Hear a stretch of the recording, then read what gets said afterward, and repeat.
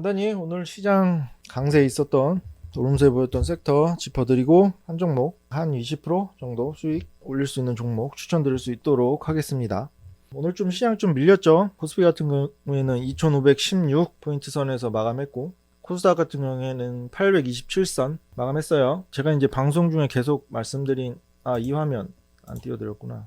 계속 초반에 띄워드린다고 말씀드렸죠. 금일 환율이 1310원 마감했고 지금 1300원 돌파 사례 5차례 있었는데 그 이후 3개월 수익률과 그 이후 1년 수익률 희망고문 드리는 거 아니에요. 이런 추세로 과거 통계적으로 봤을 때도 그렇고 기술적 분석을 해도 그렇고 이런 식으로 흘러왔고 지금 상반기에 비해 하반기 이제 시장 개선되는 거 이제 체감되시는 분들 많을 거예요. 근데 이제 잘못 투자하시는 분들은 여전히 상반기 안 좋은 흐름에 갇혀 있을 수도 있어요. 왜냐하면 종목 선별을 잘못하신 거죠. 아무튼 이후 3개월 수익률과 이후 1년 수익률 보시고 이 중간 단계에 있다는 거 오늘도 짚어드릴게요. 오늘 시장만 보면은 밀린 이유를 이건 조정이라고도 할 수도 없는데 그냥 약간의 눌림으로 보시면 되는데 일단 가장 큰 건 세부적으로는 북한이 동해안으로 미상 발사체 2방 발사했다는 소식도 있었고 그리고 중국이 대만 상공으로 미사일 발사해서 미국 항공모함이든 전진 배치 기사도 있었고 그거는 곁다리고 실제적으로 오늘 이 관망세를 보이면서 약간의 눌림이 왔던 이유는 금일 새벽이죠. 새벽 이제 7월 FOMC 회의록 발표해요. 이게 왜 중요하냐면 지난 6, 7월에 다들 아시는 것처럼 0.75% 연달아 인상했죠. 자이언트 스텝을 단행했는데 새벽에 발표되는 FOMC 회의록에 따라서 과연 9월에는 빅스텝일지 빅스텝 0.5%예요. 빅스텝일지 자이언트 스텝일지 가늠해 볼 수 있는 자료가 공개가 되는데 그래서 관망세 보인 거예요. 자이언트 스텝이 가능성이 더 높아진다고 해서 증시가 전처럼 출렁이거나 상반기처럼 힘들거나 그러지 않을 거예요. 이미 금리에 관련된 부분은 선반영된 부분이 많고 실질적으로 인플레이션 피크하고 꺾이는 것도 이제 다들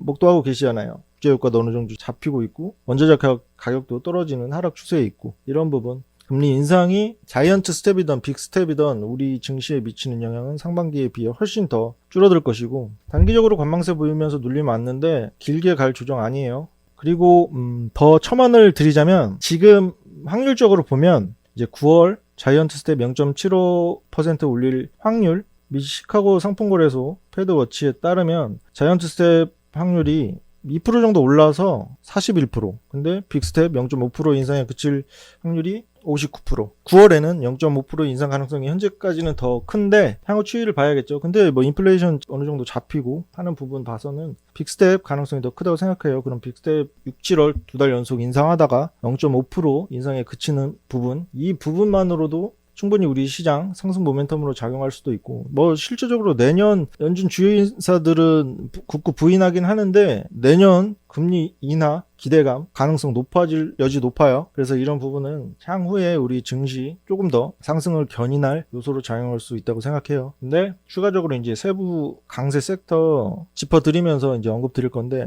예측과 전망은 언제나 틀릴 수 있어요. 그래서 시장 대응이 중요한 것이고 일단은 제가 계속 말씀드린 이제 코스피 2550선 거의 임박했죠. 그때까지는 손실 종목 있어도 진짜 무지성으로 매도 손실폭 확정 지으면서 매도하지 말고 2550선 820선까지는 보시고 그때 이제 포트를 리밸런싱 하셔야 된다고 이제 계속 조언을 드렸는데 그렇게 실질적으로 진행하신 분이 많으셨길 바래요. 이미 코스닥 같은 경우는 820선 넘어 있고 코스피 같은 경우에는 조금 모자라긴 한데 2550선 가면 추가적으로 더 상승 여지 있어요. 있는데 포트 리밸런싱 필요하죠. 여러 가지 이제 농사에 비유하자면 새 씨앗을 뿌렸는데 다 나지 않아요. 죽는 묘목도 있을 것이고 그런 건 쳐내야겠죠. 계속 기다리는 것보단 그런 포트 리밸런싱 꼭 필요하다는 거. 그 시점이 코스피 2550선과 코스닥 820선 정도로 계속 이제 짚어드렸다는 거지. 지금 이제 시작해야 되는 거예요. 포트 리밸런싱은. 안 가려는 종목 쳐내고 더 갈 종목 미중 확대 추가 매수. 세부적으로 금일에 어떤 섹터가 강세를 보였나 짚어드릴게요. 잘 보이시는지 모르겠네요. 도시가스, 셰일가스, 미 천연가스 가격 급등속 상승세 보였는데 이게 우크라이나와 러시아 관련해서 이게 계속 나비 효과처럼 국내 증시에도 영향을 미치고 있는데 러시아가 이제 서방 제재에 대한 반대 제재라고 해야 되나요? 이제 가스관을 풀었다 잠갔다 하면서 지금 현 시점의 문제가 아니라 겨울이 이제 가스 같은 경우에는 더 이제 수요가 증가되는데, 그 시점까지 러우 사태 진정세 뭐 평화 협정이는 안 될 가능성이 더 높아지고 있고, 유럽에서 이제 발등에 불이 떨어졌죠. 그래서 러시아산 에너지를 대체하기 위해서 뭐 원전 같은 경우에도 폐쇄를 지연한다는 소식도 들리고 있고, 관련해서 이제 천연가스 가격이 급등세 보이면서 국내 증시에 GSE나 대성에너지, 뭐 서울가스, 가스 관련주들 상승세 보였는데, 이런 종목 같은 경우는 이제 전날 시외에서 일부분 올라 있고, 이런 종목 뭐 단타나 스캘핑 하시는 분 아니면 미리 저점에 들어가 있지 않는 이상 수익 올리기 어려워요. 이렇게 테마성 잡히는 종목 같은 경우에는. 그래서 미리 뭐 이거 겨울 보시면 지금이 이제 여름이잖아요. 한여름, 겨울 때까지 충분히 갈 이슈긴 해요. 근데 분명히 등락은 거듭될 거고, 근데 이제 길게 주봉으로 보거나 이제 나중에 가서 월봉으로 봤을 때는 우상향 추세를 그릴 확률이 높다는 거.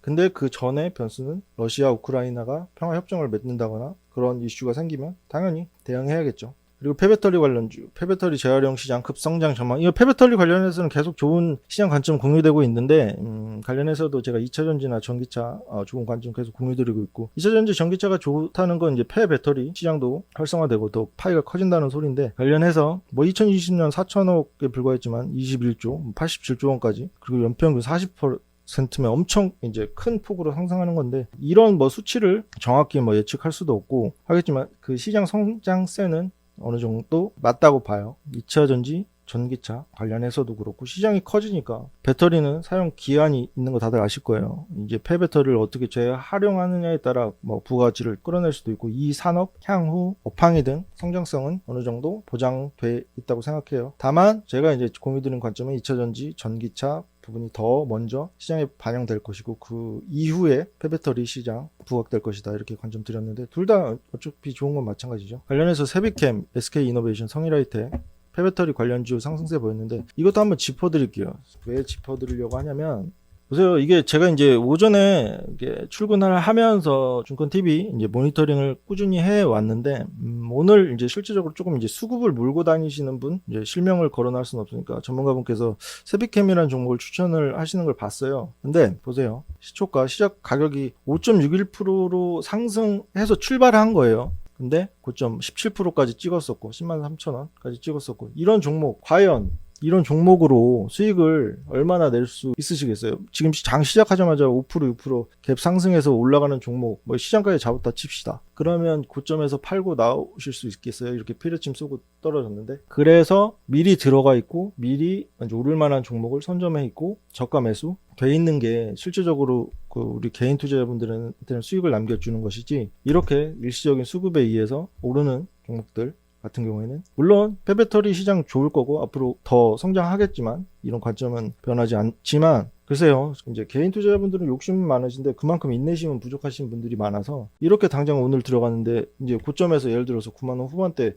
잡으신 분들은 벌써 이제 마이너스잖아요. 이거 못 견디시는 분들이 많아요. 빠른 수익은 원하시는데 그만큼 인내심이나 뭔가 기다림이나 이런 과정 자체의 필요성을 잘 못 느끼시는 분들 많은데, 그러신 분들은 이런 뭔가 이렇게 단기적으로 시세 분출하고 피리침 쏘고 이럴 만한 단기적 수급에 의해 움직이는 종목은 들어가시면 안 된다는 거. 물론 이제 기간 투자 충분히 병행하셨고 그런 경험이 있으시고 하신 분들은 좋아요. 이렇게 빠졌어도 피리침 쏘고, 이제 이런 피리침 쏘는 과정이 어떤 과정이냐면, 상방 매물 소화하면서 가볍게 만드는 거예요. 그러면 올릴 때 더 쉽고, 이 대부분 나가 떨어지는 게 개인 투자자인데, 개인 투자자가 많이 없으면 없을수록 종목이 갈 확률이 높아요. 통계적으로도 그래요. 폐배터리 짚어드렸고, 정치 인맥주 유승민 관련주, 유승민 전 의원 국힘 차기 당대표 적합도 1위, 뭐 권성동으로 비대위원장인가요? 정해진 것 같은데, 이건 정치적으로도 뭐 이준석과 신당 창당 얘기도 나오는데 그 현실성이 많이 떨어지는 얘기이기도 하고, 어찌됐든 관련주 대신정보통신, 3일기업공사, 정치 테마 관련주 상승세 있었고, 이 부분도 첨언을 드리자면, 정치 테마 뭐 급등하는 종목 좋아요. 좋은데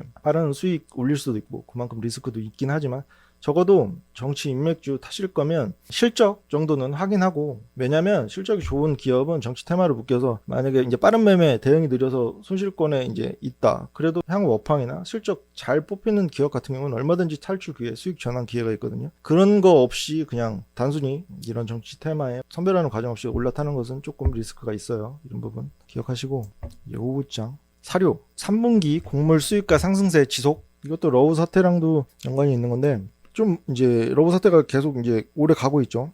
3분기 곡물 수익 가격이 2분기에 비해 16% 정도 상승할 것으로 전망되고 있고, 관련해서 사료 관련주, 뭐 고려산업, 한일사료, 대주산업, 이게 곡물 수입과 관련해서는 이제 이것도 조금 오래 갈 수 있는 테마로 분류될 수 있는 가능성이 높은 게 뭐냐면, 지금 이제 우크라이나에서 파종 시기가 밀도 그렇고 옥수수도 그렇고 뭐 보리도 그렇고 대부분 봄철 4, 5월인데 계속 4월에 이제 전쟁을 지속했죠. 관련해서 이제 현지 상황을 정확히 파악할 수는 없겠지만 파종 시기를 놓쳐서 이제 올해 파종이 놓치면 내년에 공급 부족에 직면하겠죠. 관련해서 사료나 식량 오래 갈 수 있는 테마로 형성될 여지가 있다는 거. 근데 이 예측도 틀릴 수 있기 때문에 현지 사정을 뭐 빠삭하게 알지 않는 이상 틀릴 수 있기 때문에 이것도 대응 중요하지만 어느 정도 그 긴 테마로 가져갈 수 있는 그런 거시적인 환경에 놓여 있다. 이 정도로 맺을게요, 이거는. 그리고 전기차, 2차 전지. 바이든 인플레 감축법 서명했죠.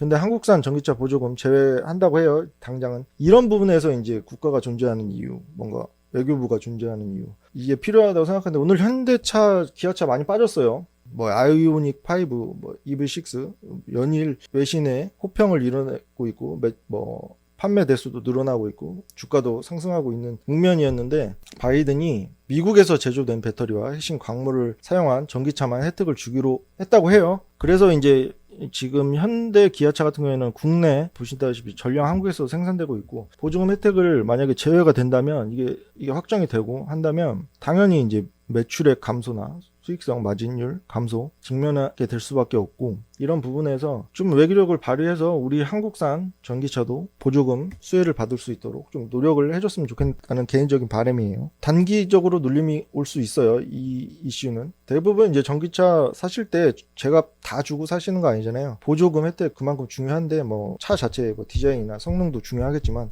보조금 자체가 주는 메리트가 엄청 큰데 미국이라는 큰 시장에서 보조금 혜택이 제외된다면 당연히 관련한 전기차도 그렇고 2차 전지도 그렇고 단기 눌림 조정이 올 수 있다고 생각을 해요.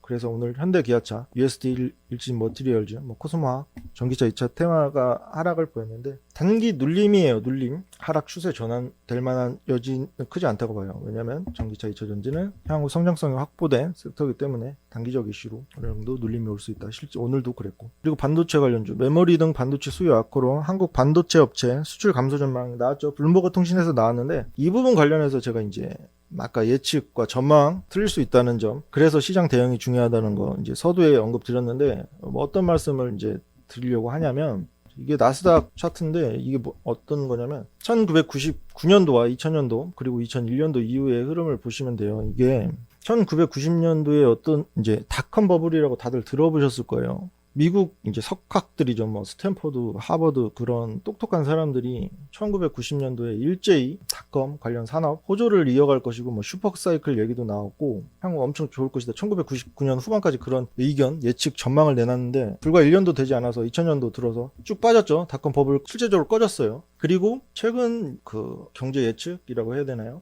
다들 아시는 연준 의장인 파월이 작년만 해도 인플레이션 자기네들 통제 하에 있고 얼마든지 컨트롤할 수 있고 그런 발언을 계속 유지해 오다가 결국 6월 7월 자이언트 스텝 감행했죠. 긴축 속도나 뭐 금리 인상 규모 늘려가면서 발등에 불 떨어져가지고 그만큼 이제 뭔가 그 분야에 뭔가 오래 몸담고 똑똑한 사람들도 틀릴 수 있는 게 이런 시장 예측과 전망이에요. 그래서 왜 이 얘기를 드리냐면 메모리 등 반도체 수요 약화로 한국 반도체 수출 감소 전망 이런 전망을 내놨는데 저는 의견을 좀 달리하고 있기 때문에 이렇게 예측이나 틀릴 수 있는 부분을 말씀드리는데 불과 올해 초 작년 말까지만 해도 반도체 뭐 슈퍼사이클 타면서 뭐 SK 하이닉스, 삼성전자 등 역대 최고 실적 나올 것이라고 이런 전망들 올해 초만 해도 이어졌었어요. 근데 불과 1년도 안 돼서 메모리 반도체 수요 약화될 것이다. 일단 수요 감소, 뭐 투자 감소 이어지면서 한국 경제 자체가 좀 어려워질 것이다. 이런 예측을 내놨는데 실제적으로 이제 이런 부분 어느 정도 틀릴 수 있다는 거. 그리고 실제적으로 우리가 확인되는 지금 실적을 보시면 된다는 거. 그래서 관련해서 저 오늘 이제 추천드릴 종목 반도체 관련주예요. 제가 이제 첫 방송인가요? 개인 투자자분들한테 말씀드린 거 기사에 어떤 이제 섹터든 슈퍼사이클이라는 단어를 조심하셔라. 그때면 매도 고려하셔야 된다. 말씀드렸는데 실제적으로 이제 올해 초인가요? 그런 작년 말부터 이제 반도체 슈퍼사이클 뭐 이런 얘기도 나오고 했었을 때 삼성전자 하이닉스 상반기에 엄청 어려웠던 거 아실 거예요. 그때 미리 슈퍼사이클 얘기 나올 때 매도하셨으면은 그렇게 뭔가 부침 겪지 않았을 텐데, 반대로 지금 뭐 반도체 안 좋다고 하죠. 공급은 느는데 수요는 없을 것이라고, 뭐 팬데믹에 의한 호조 끝났다고 이런 기사들 예측 전망 나오는데, 이럴 때 충분히 더 지금 구간에서 밀릴 수 있거든요. 이럴 때 매수해 놓으시는 게 맞다고 생각해요. 관련해서 뭐 삼성전자, 유니테스트, FSD, MK전자 오늘 밀렸는데, 제가 이제 계속 말씀드리는 삼성전자, SK 하이닉스 사실 바에는 오늘 추천드리는 종목 파크 시스템스라는 종목인데, 뭐 반도체형 원자 현미경 관련 주예요. 관련돼 이런 종목 지금 시총 6,800억 정도 되는데, 뭐 얼마 전에 뭐 쌍방울 또 횡령 이슈 터졌더만요. 근데 이런 예측 불가능한 이슈 아니면 안정적이고, 뭐 그런 거는 뭐 오스템 임플란트도 그렇고 그렇게 큰 시총 큰 회사들도 뭐 횡령이나 뭐 이런 뭐라고 해야죠, 예측 불가능한 이슈 아닌 이상이야 충분히 SK 하이닉스나 삼성전자만큼은 아니겠지만 안정적이고 수익률 줄 때는 더 크게 줄 수 있는 종목들이 많은데, 너무 공매도도 그렇고 선봉장에 서가지고 다 두드려 맞고 실적이 좋아도 두드려 맞고 오를 때 조금 오르고 그런 종목들보다는 그거보다 좀 아랫단에 있지만 성장성이 더 크고 수익률 줄 때 더 크게 주고 근데 안정성도 어느 정도 뒷받침 되는 종목을 매매하시는 게 계좌 수익률에 더 나을 것 같다는 판단이에요. 그래서 관련 종목으로 선배를 본 게 파크 시스템스라는 종목이고, 일봉인데 오늘 보이시는 것처럼 저가 메리트 충분히 지금 이제 99,800원에 이제 마감했는데, 지금 10만 원 아래로 매수하면 수익률 따지기도 좋아요. 12만 원 가면 20%잖아요. 12만 원 정도 충분히 상승할 여력이 있는 종목이라고 생각해요. 상반기 실적은 어느 정도 컨센을 크게 상회하지는 못했고 컨센 정도에 부합하는 실적을 발표했는데, 상반기 말 수주 잔고가 700억 이상 남았다고 해요. 그리고 이 회사 그리고 업종 특성상 상저하고 하반기에 더 많은 수주와 매출액 개선세를 보이는 패턴이 있는 회사이기 때문에 충분히 이제 하반기까지 본다면 뭐 12월 이전에 20%는 달성할 수 있는 여지가 크고 추가적으로 더 오를 수 있는 여지 있는 회사고, 이제 수급적인 측면에서 봤을 때 연기금 매수세 확인됐고, 그리고 오늘 다양한 외국계 회사에서 뭐 모건 스탠리든 JP 모건이든 외국계 매수세 확인됐고, 이런 종목들 아까 말씀드린 세비캠이나 그렇게 이제 시초 가격 자체가 갭상승해서 오르는 종목들, 빠른 대응이 필요한 종목들, 일희일비 해야 되는 종목들 매수하셔서 괜한 스트레스 받지 마시고, 이렇게 저가 메리트 부각되고 매수기에 충분하고 분할 매도로 수익 챙겨놓을 수 있는 안정적인 종목 매수하시면 충분히, 저는 이제 이 가격대는 12만 원 정도까지 해드릴게요. 지난번에 이제 제가 이제 사진 띄워드리면서 우리 회사 대표님 이제 언급 한번 드렸을 건데, 이때 이제 포스코 케미칼 같은 경우는 12만 원 말씀드렸고, 이게 파크 시스템스도 추천드린 종목이에요. 그만큼 어느 정도 자신 있는 종목이고 상승할 여력 충분한 종목이니까 관심 가져 보시길 바래요. 어느 정도 시드 이제 가격 자체가 높다 보니까 시드가 어느 정도 있으신 분 위주로 매수해 보시면 좋을 것 같아요. 그러면 오늘 방송은 여기까지 하는 걸로 하고, 다시 한번 말씀드리지만 오늘 새벽에 7월 FOMC 회의로 발표돼요. 이 발표로 인해서 이제 우리 증시에 뭐 크게 미치는 영향은 적을 것이고, 빅스텝이든 자이언트 스텝이든 상관없다. 상반기만큼 어려운 시장 당분간 없을 거니까 지금은 비중 축소보다는 확대에 초점 맞추시고, 포트 리밸런싱 할 때 다가왔다. 지금 적극적으로 해놔야 올해 수익률 자체를 좋은 수익률로 마감할 수 있으실 거예요. 넉넉고 계시지 마시고, 도움 필요하신 분들은 언제든지 문의 주시면 지금 가지고 계신 포트도 봐드릴 거고, 더 좋은 종목들로 리밸런싱 해드릴 테니까 많은 도움 요청하시길 바랍니다. 그러면 오늘 방송 이것으로 마치고 다음번에 또 찾아뵙도록 하겠습니다. 시청해주셔서 감사합니다.